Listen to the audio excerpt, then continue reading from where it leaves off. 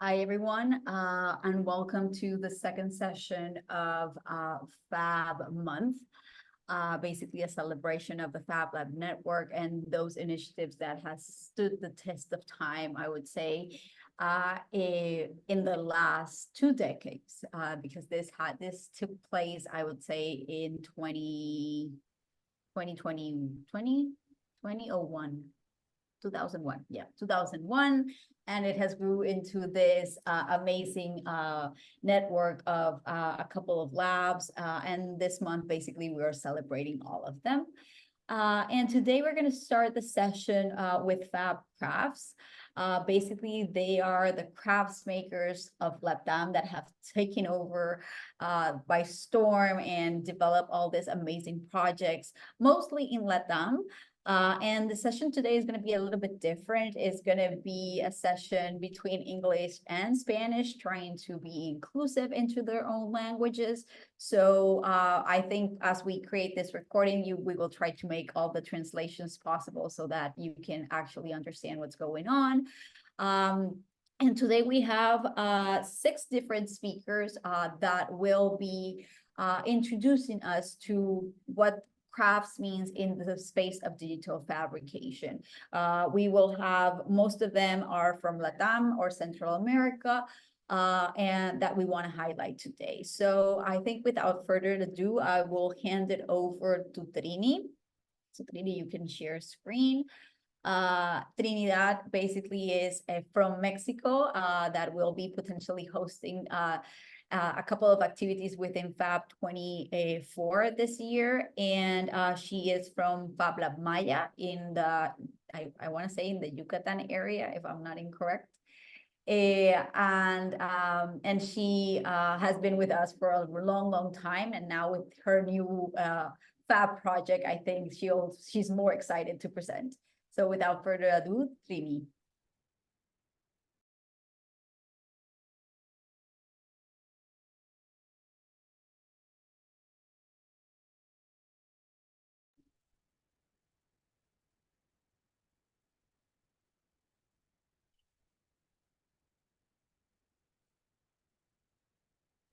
Yeah, don't worry. Some technical issues, but we're fine. Is it working from your side? There you go. We can see it now.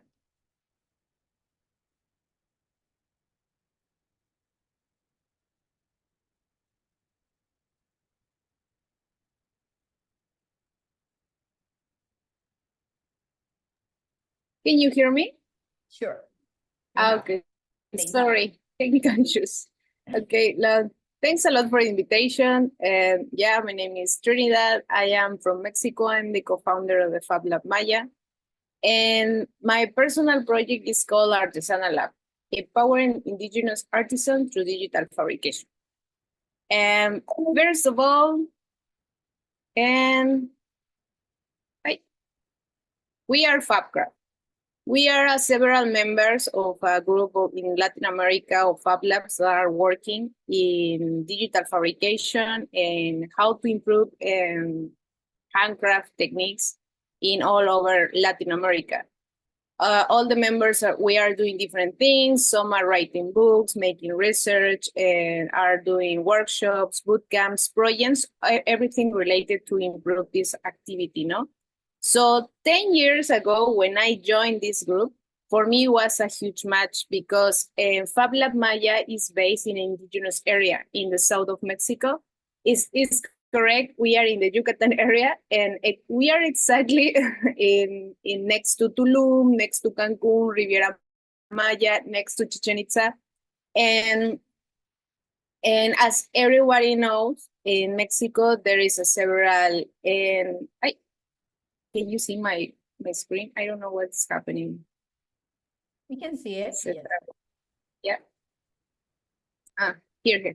And as everybody knows, in Mexico, we have several handcraft techniques, but exactly in the city I live in, there are 2, embroidery and woodworking. So I always said I am not expert in handcrafts, I only make this FAB Academy program, and I was I'm excited about how to help with digital fabrication in my real context. So I start looking for data. I wanted to understand why if we have this huge tourism available here next to my city, our local handcrafter are not selling to them, no? So I found this data that in the industry of tourism that is made in only 3 cities, Riviera Maya, Cancun, Tulum, is $1 billion. But exactly in shopping is $100. I mean, I didn't found exactly the data of the shopping of handcrafts, but I'm pretty sure if people come to Mexico to how to see their culture, the Mayan, the Chichen Itza, and I'm pretty sure it's a huge amount of money that is the handcraft industry. Right? But I found something very interesting, that 60% of the handcrafts that are selling in Mexico are from China. More than half. And the worst part is this imitation, the Chinese imitation of handcrafts, are 300 cheaper than original one. And even in the best scenario, if Fab Lab Maya said, let's teach all of them digital fabrication, all the handcrafter in our area, we only can produce 4% of the total amount of the demand that already exists in these 3 cities. So imagine how big is this problem. And I always say this, it doesn't matter if you go to an airport, if you go to the street, or wherever you are in Mexico, you will find things like this, that is 60% made in China. You see the levels. I mean, this is like a horror story. And yeah, and we can see things like this, no? That, for example, I always explain it with cocoa. There is a town city here in Mexico that is called Paracho, where Disney inspired to make Coco's movies. In this town, they only make handmade guitars. But imagine all the profits. It wasn't for Paracho. It wasn't for the handcrafter. It was for the industry of China that produced these plastic guitars that we can see all over America, all over the world, actually, you know. And after 10 years of making this research, going to our local village, ask them to the local handcrafters what is happening, why you cannot sell if you are just 1 hour from the most $1 billion tourism industry, and why you are not selling, no? After we understand all the problems, we decide to make our own project they call ArtesanaLab.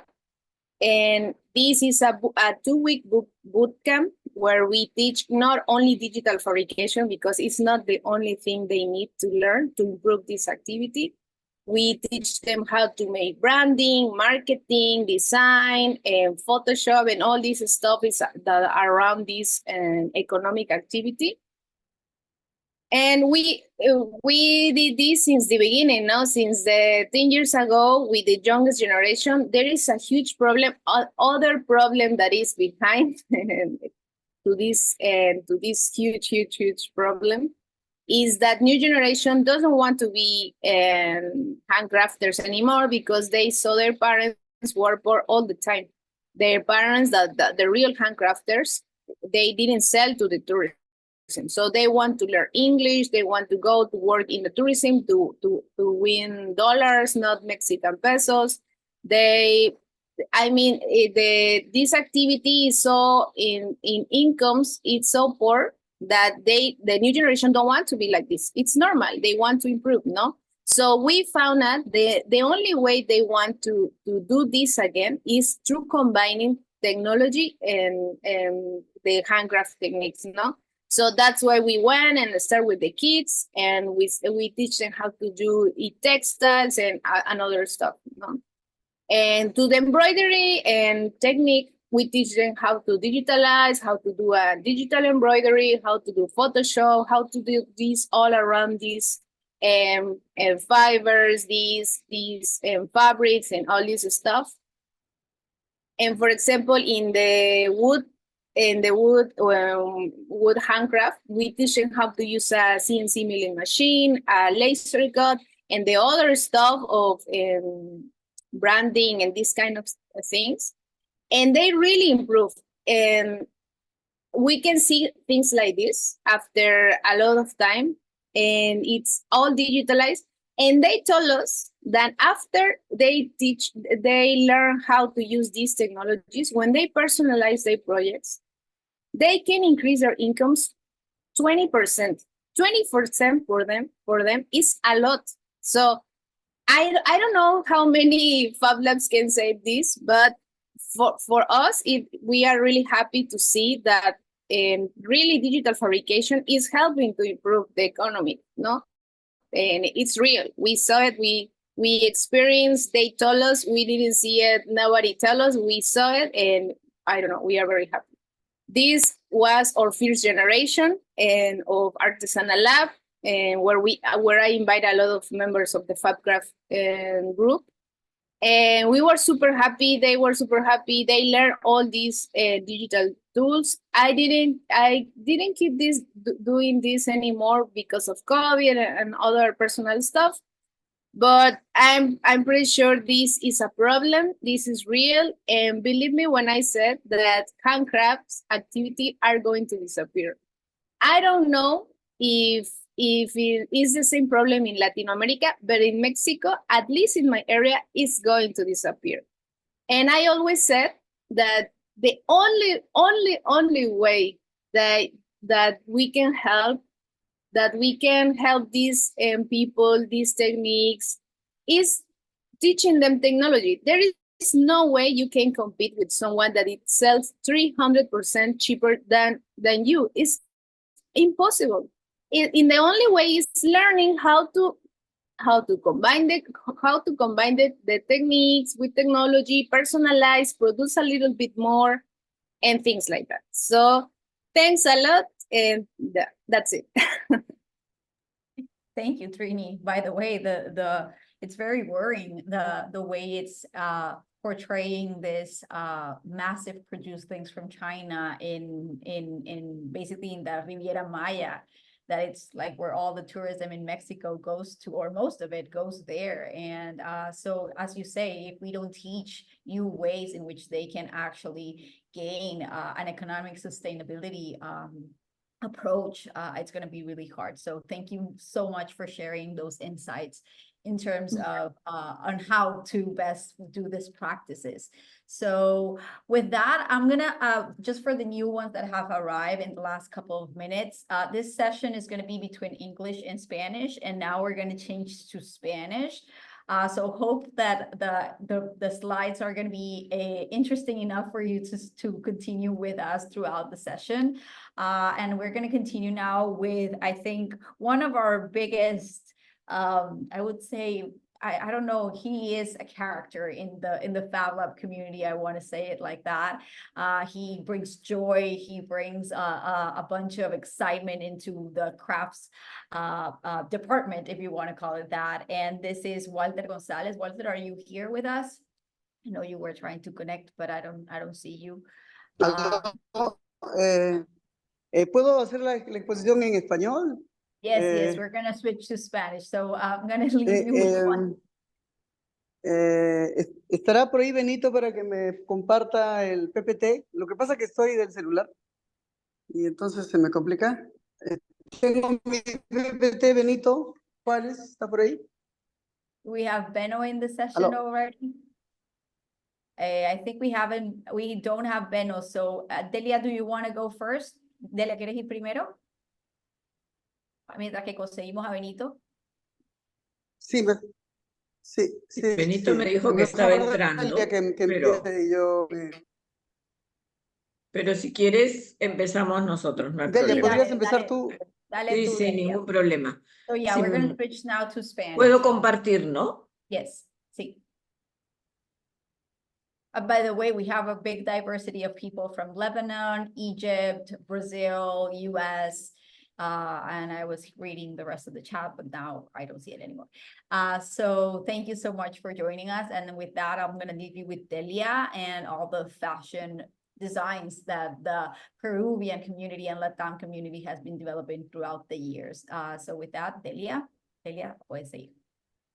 Thank you. Bueno, buenos días con todos y todas. En esta parte lo que queríamos resaltar el proyecto del 3D Fashion y cómo nace de justamente también inspirarse en estas creaciones artesanales y artísticas.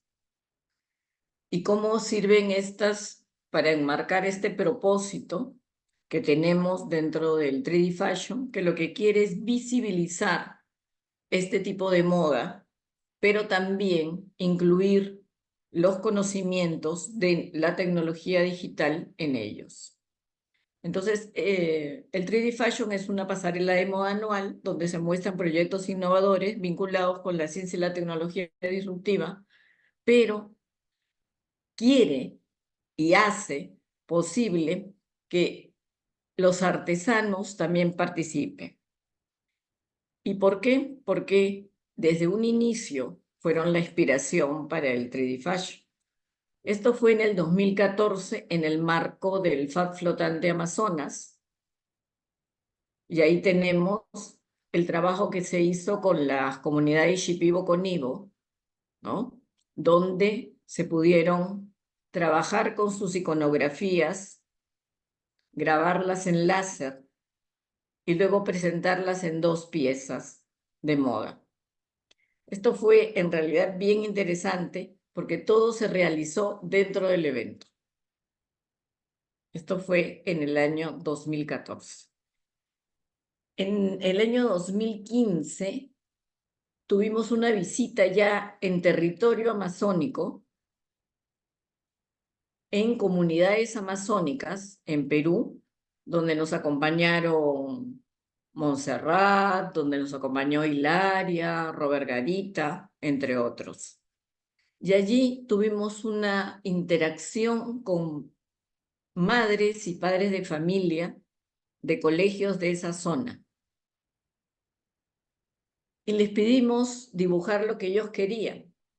Y otra vez se presenta estas iconografías como una constante expresión de la cultura rural, artesanal, de nuestros países. Nuestros países están imbuidos de una cultura ancestral riquísima, no necesariamente valorada.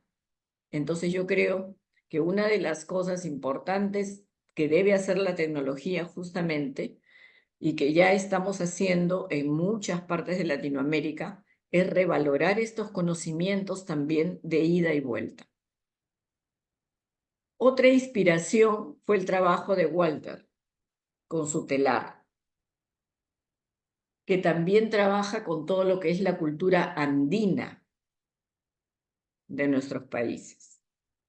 Y en verdad fue también una inspiración. Hace poco hemos estado trabajando con Walter también en otra zona andina en Cusco. Otra de las cosas que también me inspiró cuando llego a Fab Lab es cómo todos empiezan a diseñar y yo empiezo a diseñar también túnicas para la cultura afrodescendiente. Entonces, toda esta inmersión de cultura y de diseño étnico dan propósito a esta visibilidad que se busca también dentro del 3D Fashion. Y el propósito, obviamente, es reducir los efectos de la contaminación, porque ya todos sabemos que la industria textil y de moda es la segunda. Pero, oh sorpresa, en el caso de las artesanías textiles, es muchísimo menor. Por ejemplo, ellas desde la ancestralidad tienen la circularidad.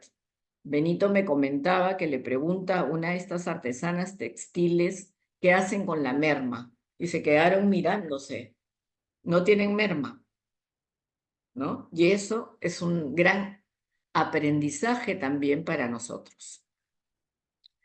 3D Fashion obviamente espera a convertirse en un evento de sinergia, de colaboración, donde se muestren este y otros avances de la tecnología, tanto en textiles como en moda.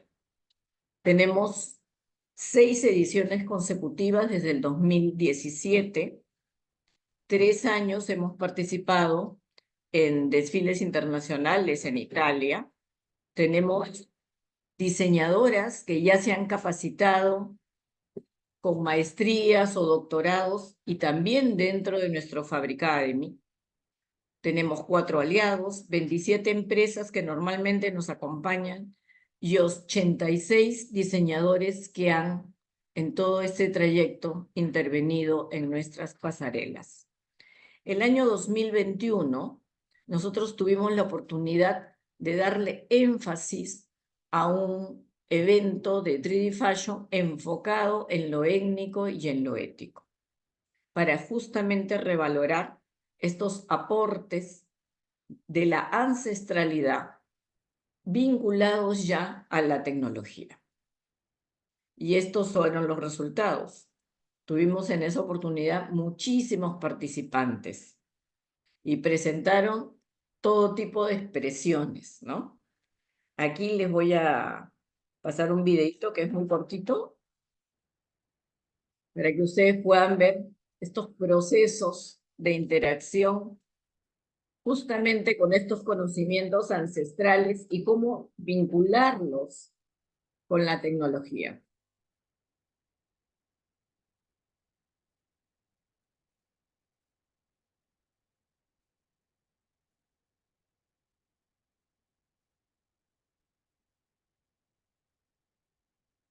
Ahí, por ejemplo, es un bolso de chiringa, todo el trabajo que se realiza con biomateriales, con café, con kombucha, con cáscara de frutas.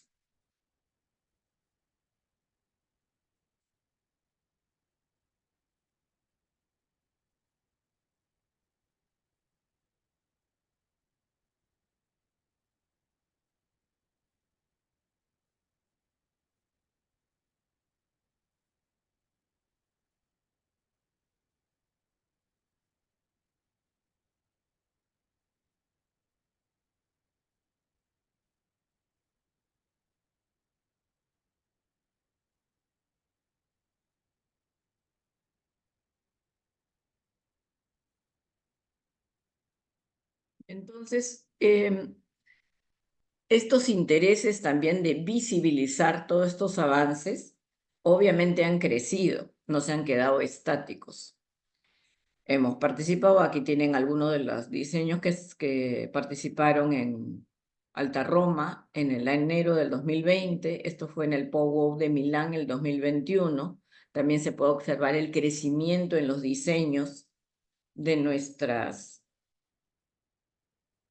grandes creativas, y hoy en día este es un trabajo actual que estamos llevando a cabo con artesanas de Cusco, ¿no? Ya ustedes pueden ver, ahí están los telares diseñados por Walter. Y aquí, cómo están aprendiendo a digitalizar su iconografía. Un trabajo sumamente interesante. Y cómo tienen ese hambre de aprender. La barrera idiomática, sin duda, es una barrera muy, muy grande, porque ellas son quechua hablantes, no hablan español,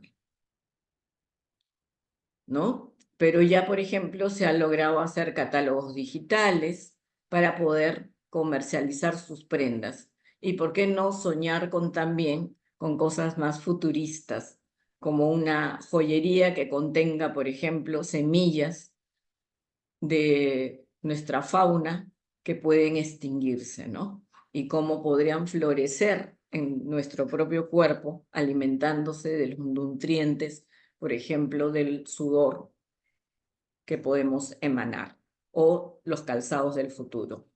Y ahora voy a pasarle a... Y esta es la puesta en escena, ya haciendo sinergia con nuestros amigos de Puebla, que están a cargo del FAB 24, con Fab Foundation, con Fab Academy, para hacer esta propuesta de Beyond Fashion, ¿no? Más allá de la moda. Y ahora quiero dar pase a Ángela, si me permites, Norella. Muchas gracias. Thank you, Delia, so much. For those who have just arrived, basically we are in the, Delia was mentioning in Spanish, how are we, basically how the fashion becomes an inspiration for what has taken place in Peru at this moment, and how that can be a good connection in which we can make things happen from the fashion world. So it's something to be inspired about. Also, there is language barriers that take place within the indigenous communities in Peru that are trying to be created or trying to be broken in order to teach those people with the best techniques in digital fabrication so that they can be inspired into other types of activities. One question, Angela, are you going to do the session in English or in Spanish? I will talk in English. Okay, so we're going to move now back to English. And I'm going to leave you with Angela Barbour. She is from Brazil, and she has been working with the Fab Academy group for a couple of years now, and she basically brings a lot of inspiration into different ways in which we can use the crafts and fashion as well into making this a reality for different types of communities. So with that, I'll leave you with Angela. Hello, thank you so much for the invitation. It's a pleasure to be here and continue with what's talking Delia. No, I am a part of the organization team from the 3D Fashion Week, LAT. And this year we are going, the 3D Fashion is going to be in the FAB 24 in Puebla. And each unit more others participants, no, or collaborations, and it will be called Beyond Fashion. So we are growing, and it's a pleasure to work, always working with the team of Latin America and Delia and so on.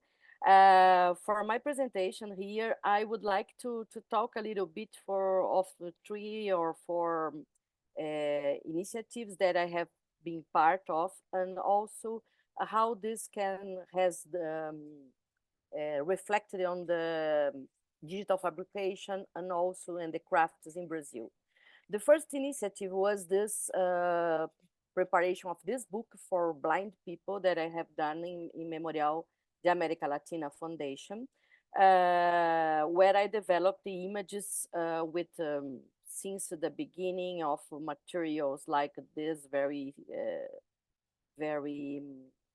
simple, until the final book that is today a reference and is in the Louvre Museum as an artwork. So here we can see an example, because when we begin this project, what they do, like a representation of something like this, this piece that is used to grind the I am with the Spanish and Portuguese and English changing here, and they use it to do only the contour lines to represent something, and we have done something like the image in the bottom that represents the texture of this piece that is essential for its function. So it was a very big difference we have done. And also, we have done many activities with this project for the blind people, trying to include them in the process, especially in this Pavilhão da Criatividade, that is a art craft museum in the Latin American Memorial Foundation. So this is very important that people that don't see can get in touch with the art crafts from Latin America with this project. And this project was called Projeto Céu Aberto Project. And we have seen that the important thing of this, it was not so much the access, but the attention we have done to these people. No, they see that someone is taking care, so someone is worried about them, to include them. So after that, when I founded the Memo Fab Lab in the Latin America Memorial Foundation, we began making this maquette, this model of the Latin America Memorial Foundation that was used also to this sensorial experience with the blind people. So also they cannot see the buildings, but they can touch the buildings, and it was very interesting to them too. No, also we have used their samples of hearing and olfactive sense to other experiences like taste and something. No. After that, in Porto Fab Lab that I have founded it here too in Brazil, we began the intersection of the engraving and the Fab Lab, the digital fabrication. So also here in Elora Atelier, we have this connection with the tradition and the innovation. And this project was very interesting, and I want to talk about this, the second one, that is the Expedições Criativas, where we worked with women from vulnerable situation here in Brazil, especially 4 groups, one group of indigenous that was very interesting about these things of ethnical part. The others from addicted people and people that women that has suffered violence, domestic violence, and so on. So for this, we work within 4 how can I say, 4 subjects. No, the first one, the circular fashion, the modular fashion. So trying to give this concept to these women and making them to see them and produce their pieces with this connection in the circular models and the laser cutting and producing their pieces. This is a piece of mine that I have produced too. The second subject was the biodesign and biomaterials and natural dyeing. And here we have worked with the upcycling of clothes, with the manual stamping, beginning with these natural stamps with vegetables and fruits, and then crossing to eco printing and having this very natural way of dye and to print materials until the eco printing, the final eco printing. So it was a wonderful way of printing and getting patterns for them, for these people. No, here I was okay. And the 4th subject was the electronics. So we have done an introduction to the electronics too, and I have also put in the internet a course that is the first wearable, my first wearable for electronic wearable, no, for these people that were, for them it was a wonderful experience in putting lights and controlling them in the clothes, no, in their upcycling process. And the last one that was the stamping, where we have inspired, including in the model of some native Brazilian people, no? And this is an example of a project I have done, producing this collective bag with this inspiration growing from my name to this thing that is like houses in the village of these people, no? And also in this process we have used also this kind of laser cutting and so on. Here in another project with Pau Brazil that I have developed with this method. And here I would like to pass to you to run this video that is very 1 minute, but it's very interesting, or the result of this project. And, oh, sorry.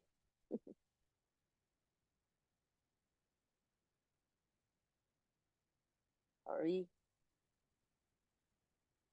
Yeah, you need to share again if you're going to share. Opa. Again. Yeah. Just make sure you select sound. Yes. I will. Okay. I will share again.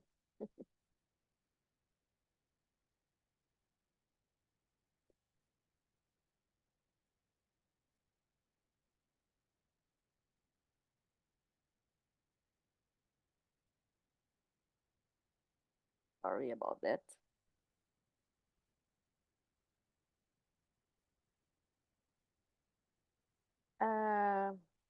Here I'm not seeing the Right selecting now we're sound. not. Now we can see it. Yeah. Now we can see Yeah. it. Yes. Yep. Sorry. Oh.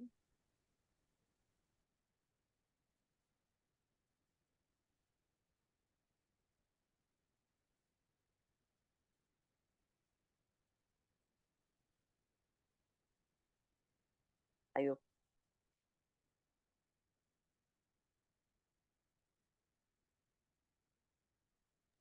Does it have sound, Angela? You can hear? No. No. Oh, sorry.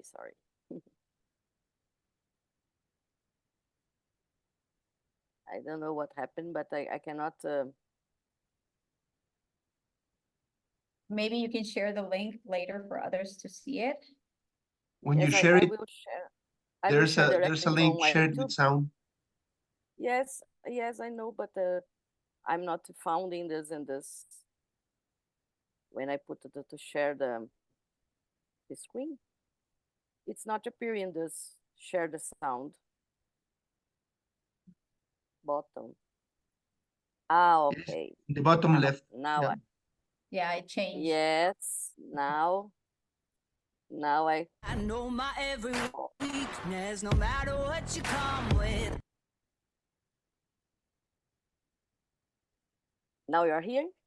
Yes, you can put play on it and then we'll be. Okay, thank you. Sorry.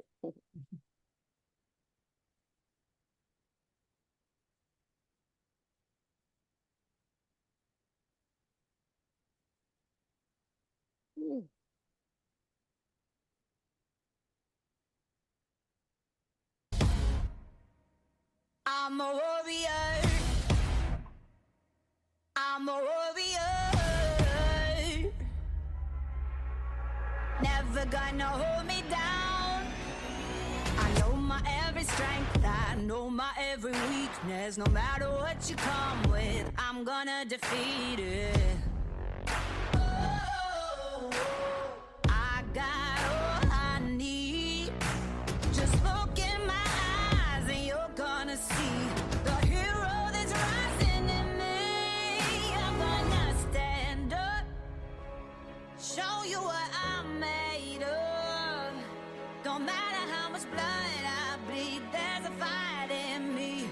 Never gonna hold me down. I'm a warrior. I'm a warrior. I'm a warrior. Nothing's gonna hold me down. I'm a warrior. I'm a warrior.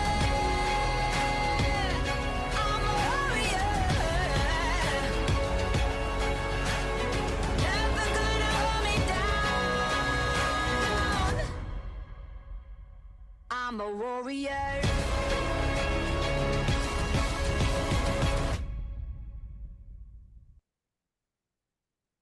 Well, is that? Thank you.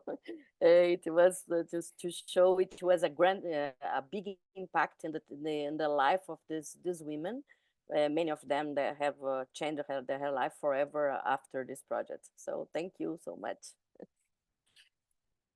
Thank you, Angela, for those incredible examples on how you have evolved throughout the different locations in Brazil and the amazing work that you have been doing with the different communities, inspiring them through fashion. So thank you so much. And now we're going with Beno and Walter Gonzalez. I don't know how you're gonna organize yourselves, but let us know. So Beno and Walter are from Peru. I think they have been with us with the network for almost a decade or more. And I think they are bringing now new ways in which we can all inspire and identify how to best do these practices around crafts. So I'll leave you with, I don't know, Beno, if you're going to go first or if Walter is going to go first. So I'll leave it up to you. And we're going to move in between English and Spanish again. Thank you, Norella. I think Walter is first. Maestro Walter. Acá estoy. Dime. Ya, listo. A ver, voy a intentar. Ah, está perfecto. Sí. Gracias. Muchas gracias. Acá un saludo desde el Fab Lab de la Uni. Estamos, quiero compartirles la experiencia del haber trabajado con una comunidad que va desde Alaska pues hasta Tierra del Fuego. También, como no, con Brasil y con España en esta iniciativa de las artesanías digitales. ¿Ya? Entonces, nosotros, la siguiente, Beno, por favor, la siguiente. Toda esta aventura empezó pues en Nueva Zelanda en 2000.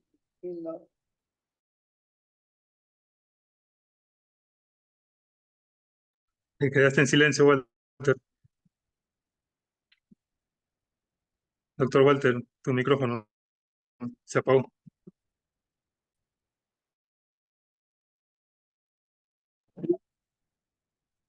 Sí.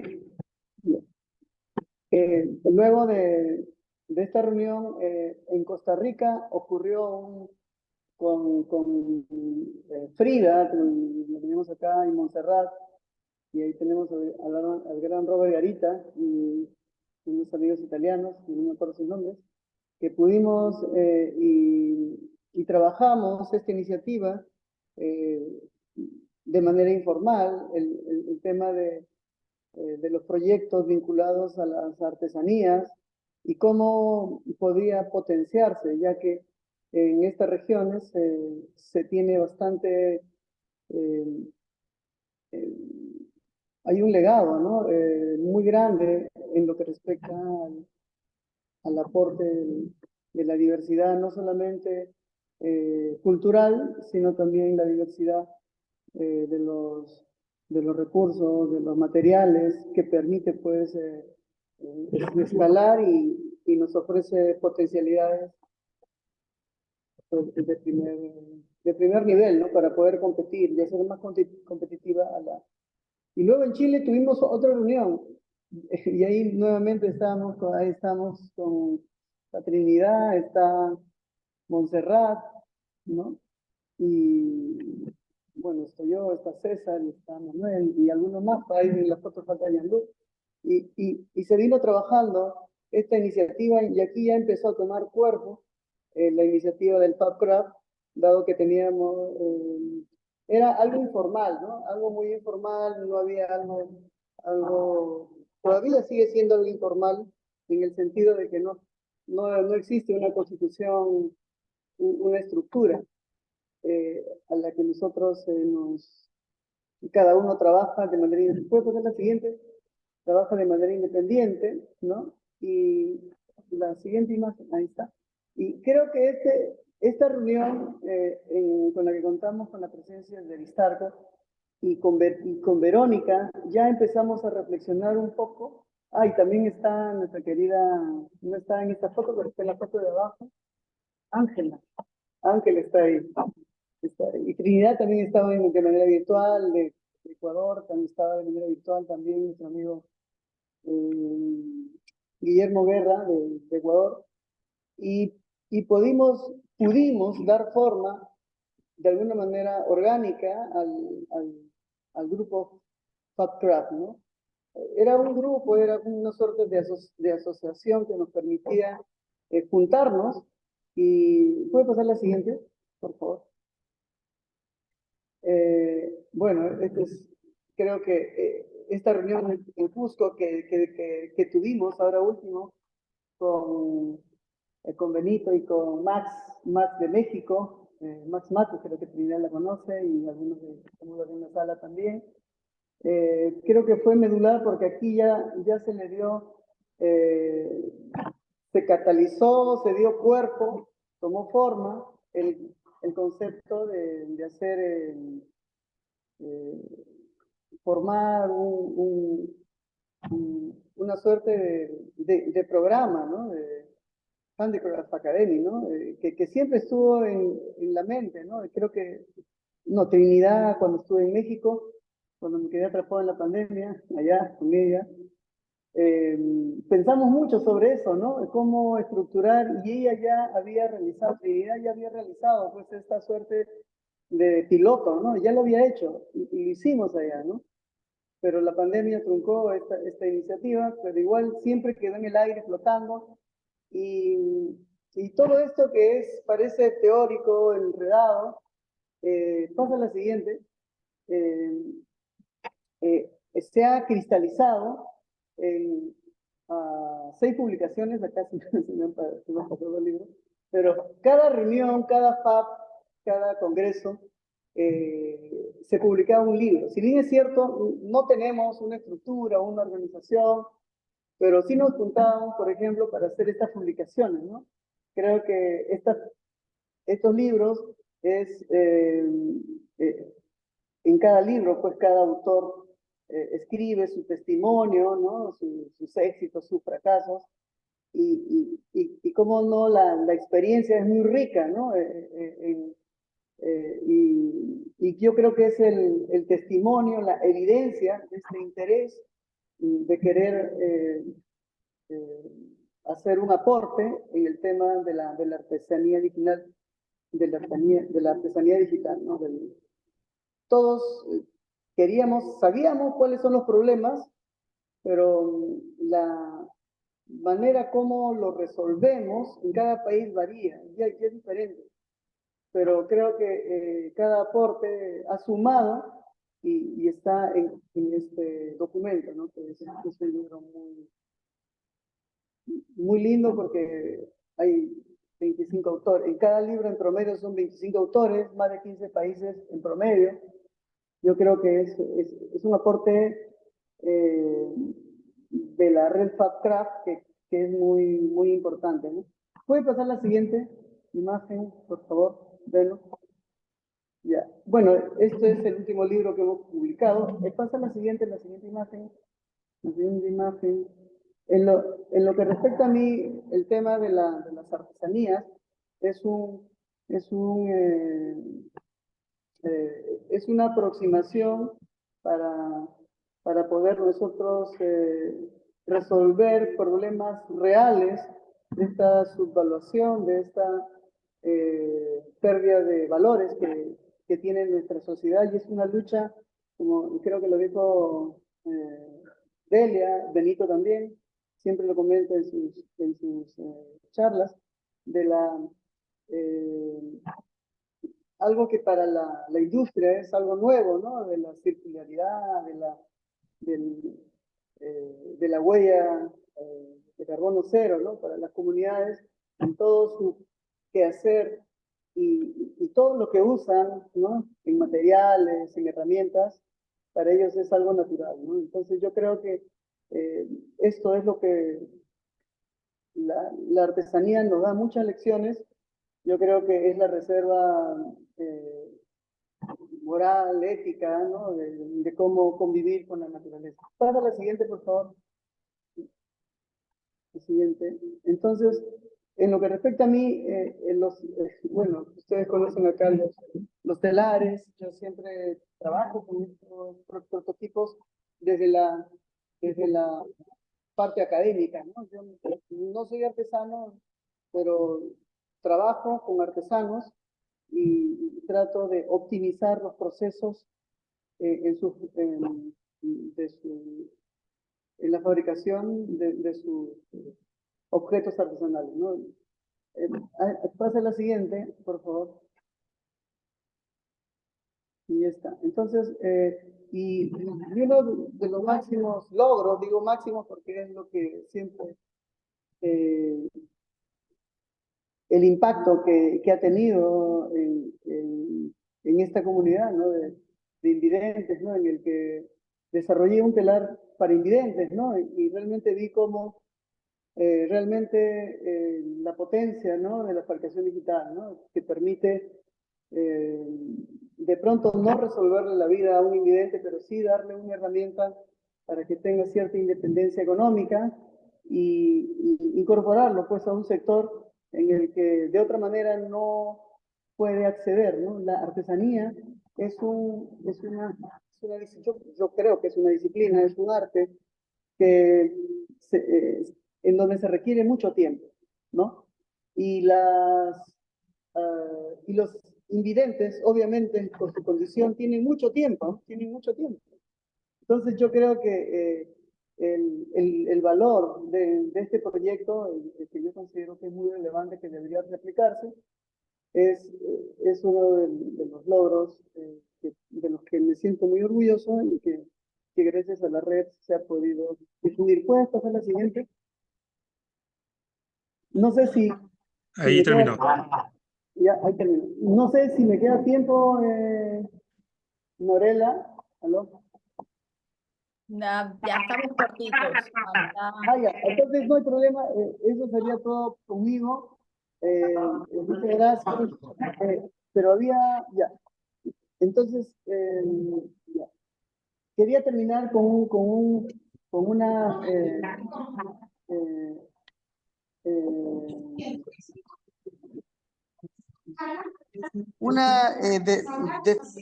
no sé si llamarle definición, pero Verónica ella es una peruana que estudia en California, ¿no? En San Diego, no, es una doctora, y ella dio esta definición de la red Fab Craft, ¿no? Fab Craft es una red informal que emergió naturalmente a partir de los intereses comunes de algunos Fabers, arquitectos, diseñadores, ingenieros, artistas, científicos, sociales, en Latinoamérica, de acuerdo a las discusiones sobre la formalización que se ha tenido en el grupo, ¿no? No nos hemos puesto de acuerdo, ¿no? Es lo que ella dice de las entrevistas que ha realizado a todos. Las discusiones de formalización son frecuentes, sin embargo, sus miembros encuentran valor en la flexibilidad de no estar afiliados y en esta infraestructura y confianza que les ofrece la red, en las redes institucionales, universidades, proyectos, laboratorios, y a las que ya pertenecen como miembro en la red FAB. O sea, es en plena regla, es una red, porque hay evidencias y hay trabajos colaborativos. La flexibilidad de la Fab Craft es evidente cuando después de las reuniones ocasionales entran en hibernación, ¿no? O sea, después de los Fab, como que nos congelamos, y durante varios meses al año pasan muchos meses y luego ocurre un proyecto de algún Faber o de algún miembro y se activa, ¿no? Es como una bacteria que está dormida y que cuando le viene el sol o o algo que lo hace vivir. Y esta es una definición de nuestra querida Delia Barriga, que, a ver, esta es la definición de Delia, esta es de ella. Fab Craft es una comunidad que se crea dentro de la red latinoamericana Fab Lab, con el objetivo de poder integrar saberes ancestrales en el desarrollo de la artesanía y la fabricación digital en América Latina. En general ha sido cuna de grandes culturas precolombinas, la inca, la maya, la azteca, que han dejado un legado de técnicas ancestrales que están siendo revaloradas y a través de la interacción con las nuevas tecnologías, ¿no? Yo creo que esas dos definiciones que son muy resume lo que somos, ¿no? Somos una red informal, somos como esas bacterias que cuando hay algo, que alguien tiene un proyecto, no interesa de quién sea. Yo me he desplazado a México, donde estaba Trinidad, me he desplazado donde Benito me pide y también he estado pues en el otro lado del mundo, he estado en Valencia, estuve con Manolo, ¿no? He estado en diferentes continentes cuando me han llamado, ¿no? O sea, porque creo que así que en el mundo existen los mismos problemas y desafíos que tenemos acá, ¿no? En diferente escala, ¿no? Entonces yo creo que ese podría ser el mensaje final que les comparto y también rescatar el enorme corazón y desprendimiento que he tenido de cada una de las personas que en cada país del mundo, ¿no? Muchas gracias. Thank you, Walter. Walter was basically summarizing up all the hard efforts that the Fab Craft members have been doing over the last couple of years. So we're going to run a little bit over time just to give time to Beno and Alberto to present the projects from Peru and also from Mexico. So bear with us for a couple of extra minutes after the hour. So with that. Thank you, Norella. Thank you, friends. Just to honor the time, I will run my presentation in just 1 minute. I am really, really honored to present this launching. Thanks to this project in Cusco, where World Vision, Fab Lab Barcelona, and Fab Lab Peru are working to empower local communities, especially in develop some capabilities that allow local people to compete globally. One of the biggest challenges that they have, artisan people have today, that they have to challenge their traditional process to become more efficient, to become more faster in order to generate more values for their family, for their community. So in this sense, and thanks to this project, we could identify a huge challenge. One of the huge challenges in rural areas especially is the access to high education programs. They don't have this offered locally. So most of the young people have to leave the local communities, so they are losing this capital, no? And they are losing the continuity of the continuation of the traditions, no?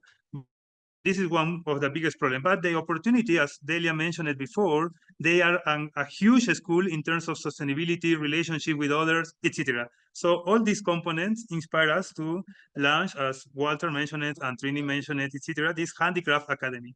Technology, traditions, and tenderness together in order to empower rural areas, especially artisans, people, and communities, through the Fab Lab Network. So we would love to invite you all people, if you want to run a pilot where fabbers around the world could travel and could spend some time with local communities and co-learn with them and develop technology with them for their local challenge. This is the news that we have for you,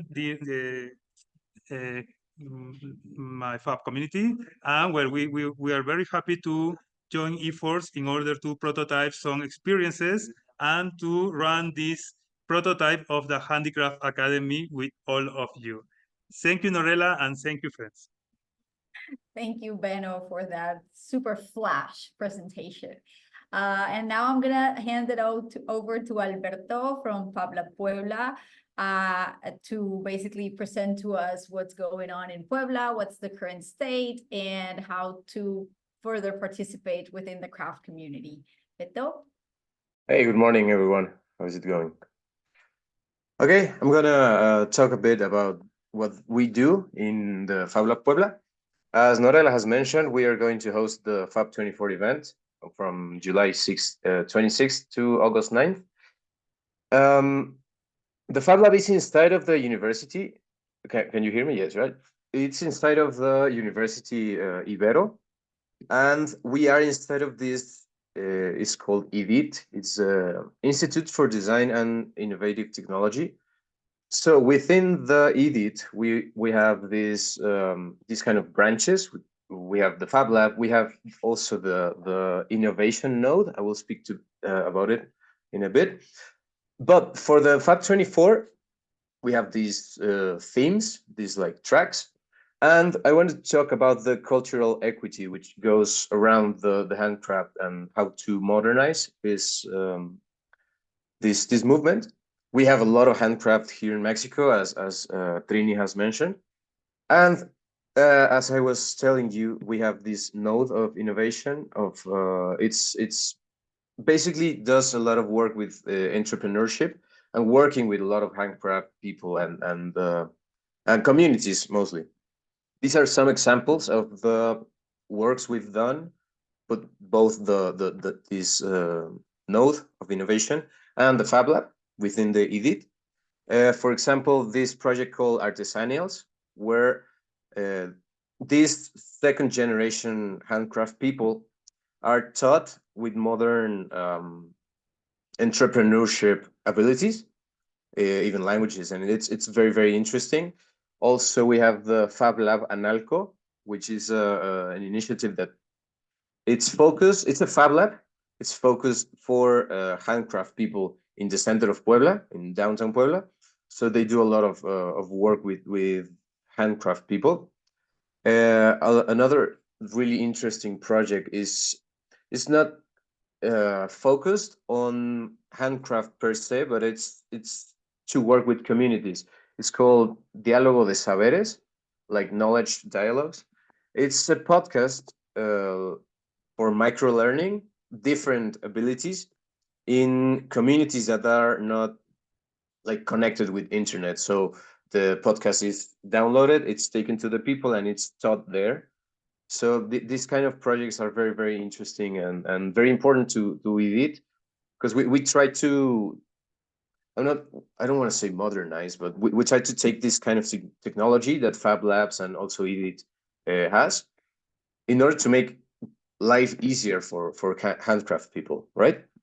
Another like really cool project we have worked with is Ishim, which is a community of handcraft people in the middle of the jungle. We are trying to develop a Fab Lab there. Also, one of the Fab City challenges that are going to happen during the Fab 24 summit is going to happen there. So we're very excited to see what can we get with all the international community. We work a lot with different Fab Labs, for example, Fab Lab Yucatan, which are going to host the Fab City Summit. We do a lot of work with them because they have like really big Fab Lab and Fab community anyway. What else can I say? Well, yeah, this picture in the middle is the people in Ishim, in the jungle of Chiapas. They have a CNC router. It's a community of women. It's very, very interesting. And these are another examples of how we try to take the Fab Labs and the digital fabrication technology to, for example, ceramics, how to make it easier to fabricate. Oh, yeah, this is the Fab City Challenge. As I was telling you, in Chiapas, it's called Crafting in the Jungle. We have worked with Ishim. We have worked with also people in Guanajuato. What happened in Guanajuato? So yeah, this is basically what we do in EDIT. We try to take this to the next level, right? Also, as Delia commented, the people from Fabricademy, from the 3D Fashion Week, they're working with Future Fabrics Mexico, which is going to happen. It's like a parallel challenge. It's going to happen in Yucatan. Yucatan is around Cancun, in this area. And yeah, the main point of this is bring this kind of technology to the, how to say this, to the cultural heritage, to ancient tradition, try to modernize it. This is some of the stuff we do. I would also like to talk about ArteFab, which is an exposition we're trying to do for the 24 summit.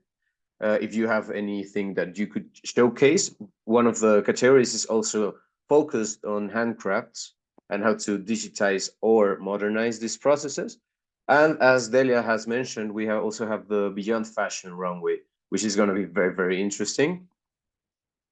That would be all for me. Thank you very much. Thank you, Beto, for those insights on what you are working on and the expectations also for Fab 24. So thank you so much.